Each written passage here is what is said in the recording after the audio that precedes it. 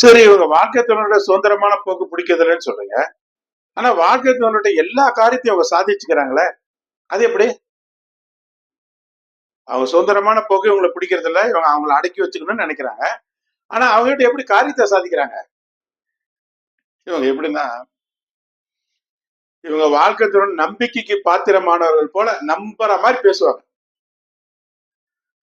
இவங்க பேச்சிலே அவங்க அவங்க வந்து இவங்கள ரொம்ப நம்புறாங்க. அந்த அவங்க நம்பிக்கைக்கு தகுந்த மாரி அந்த எவிடன்ஸ் எல்லா விவரமும் எடுத்து சொல்லி, "இப்படி பாரு, நான் எவ்வளவு நம்பிக்கையுள்ளவனா இருக்கேன் பாத்தியா?" அப்படிங்கிற மாரி இவங்க பேசி நம்புற மாரி பேசி காரியத்த சாதிச்சு கொள்றதுல இவங்க மிகப்பெரிய சாமர்த்தியசாலி. அந்த திறமை வேற யாருக்குமே வராது. அந்த மாரி ஒரு பெரிய சாமர்த்தியசாலிங்க. வாழ்க்கை துணைவரின் நம்பிக்கைக்கு பாத்திரமானவர்கள் போல நம்பும்படி பேசி காரியத்தை சாதித்துக் கொள்ளும் சாமர்த்தியசாலி நீங்கள் என்றால் அது மிகையாகாது.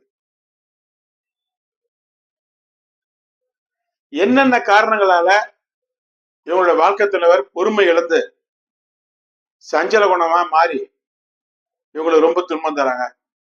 திருமண வாழ்க்கை எனக்கு திருப்தி இல்ல அப்படின்னு சொல்லி நினைக்கிறாங்க. இவங்க பண்ற என்னென்ன காரணத்தினால அப்படி நினைக்கிறாங்க? இவங்க தொழில் விஷயமா அடிக்கடி வெளியூர் வாழ்க்கை துணை விட்டு பிரிஞ்சு போக வேண்டிய சூழ்நிலை தானாவே ஏற்படும்.